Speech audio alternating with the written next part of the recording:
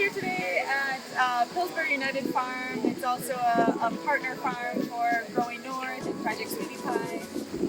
It's a people's garden in Minneapolis, which is supported by a number of organizations. NRCS is one of them. Today we planted a native pollinator habitat that will also bring in beneficial insects to this garden. There's a number of vegetable crops here: squash, tomatoes, cabbage, kale, corn, sweet corn, asparagus. But alongside the perennial asparagus, we also planted a variety of native flowers and native grasses that'll create habitat for bees, for butterflies, beneficial insects.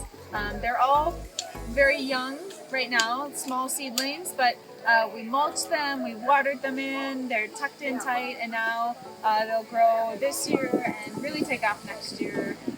They're perennial plants, so they'll be here for years to come, providing that pollinator and conservation benefit to the gardens surrounding here. So the bees that will come and visit these flowers will also go and visit tomato crops. The squash bees that will pollinate the squash may also have a nesting habitat in this space. So we're creating this kind of permanent home for them that's just right inside the garden. So there's some of the plants that we put in. There's some blazing star. I know they're hard to see right now, but there's some blazing star. There's some pulvers roots, yellow coneflowers. The sedges and the grasses are there to create some nesting habitat for bumblebees, for other kinds of insects. Hopefully in a couple, like next year or a year after that, all of this wood mulch will really break down and it'll provide more spots for nesting.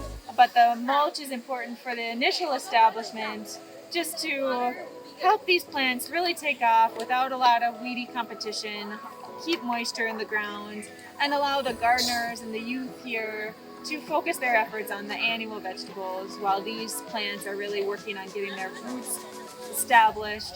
Some of them have really deep roots, so that's what their main job is this season, is to just get rooted here. Next year they're just going to leap up and provide tons of floral resources.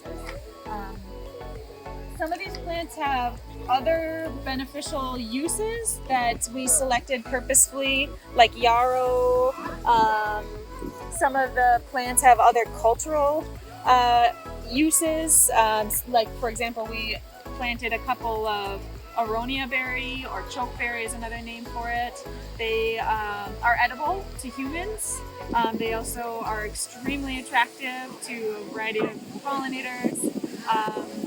And then there's like yarrow has some medicinal value, so I wanted to select species that not only attracted a lot of beneficial insects, but could also be incorporated into learning and cultural uses in this community and for the gardeners here. So those are some of them. We also provided, like, there's at least 2 different species of milkweeds here because we wanted to attract monarch butterflies to lay eggs here on the milkweeds, butterfly milkweed and swamp milkweed. We have species that are going to bloom from the spring all the way until the fall. So there are a few species that will bloom for a few weeks in the spring, and then we'll have another few species that bloom in the summer, and then there's some in the fall too. So that way there's always something to forage on. And when monarchs are making their migration back south to Mexico at the end of the year, they'll be able to stop here and nectar on some plants before heading down. So the more little habitat spots we can create with these beneficial flowers, the more connectivity we can have with these pollinators throughout the city, throughout all of our landscapes. So this is just one small part, and hopefully we can incorporate similar gardens like this kind of throughout the urban landscape, throughout